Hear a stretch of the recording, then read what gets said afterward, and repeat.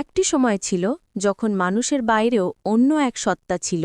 তারা ছিল অদৃশ্য, শক্তিশালী এবং ভয়ঙ্কর। তার নাম ছিল সুলাইমান। তিনি শুধুই এক রাজা ছিলেন না, তিনি ছিলেন জান্নাতি ক্ষমতার অধিপতি।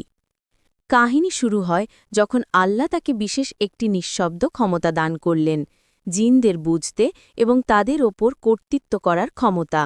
জিনরা ছিল মানুষের চেয়ে দ্রুত, ভিন্ন গঠন এবং অনেক সময় অদৃশ্য, কিন্তু সুলাইমানের ছিল এক অন্যরকম ন্যায়পরায়ণতা। তিনি জিনদেরকে শুধু শাসন করেননি, তারা ধরা, বিচার করা ও দায়িত্ব প্রদান করা হতো।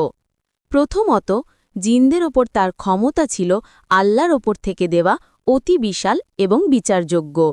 দ্বিতীয়ত, তিনি জিনদের কাজে লাগাতেন নির্মাণ, গোয়েন্দার মতো তথ্য সংগ্রহ, এমনকি জল ও বাতাস নিয়ন্ত্রণেও তাদের ব্যবহার করতেন। তাই বলা যায় তার সাম্রাজ্য ছিল মানুষের ও অবর্ণনীয় শক্তির মিলিত শাসন। এক কাহিনী বলে তিনি হিমায়ত করতেন এমন লোকদের যারা সমাজে ন্যায় প্রতিষ্ঠা করত। আরেকটি গল্প, একজন জিন তাকে সোনা ও মৎস্যের রহস্য জানিয়েছিল, ফলে রাজ্য ধনী হয়। কিন্তু ক্ষমতা নিয়ে আসছে পরীক্ষা। সুলাইমান নিজে কখনোই অহংকারে ডুবে যাননি, তিনি আল্লাহর আজ্ঞায় চলতেন।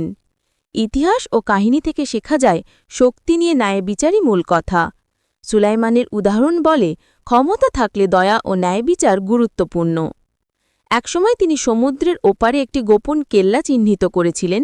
জিনরা সেখানে কাজ করেছিল, অচেনা নির্মাণ শৈলী তৈরি করত। একবার তিনি একটি বিশাল চ্যাসিসের সাহায্যে অশনি বজ্রপাত থামিয়ে দিয়েছিলেন। এমন ক্ষমতা সত্যিকারের প্রভাব। আজও এই কাহিনী আমাদের স্মরণ করায় মানুষকে ক্ষমতা দেওয়া হলে তাকে সৎভাবে ব্যবহার করতে হবে। সুলাইমানের কাহিনী শক্তি, ন্যায় ও আল্লাহর প্রতি সমর্পণের এক চিরন্তন শিক্ষা।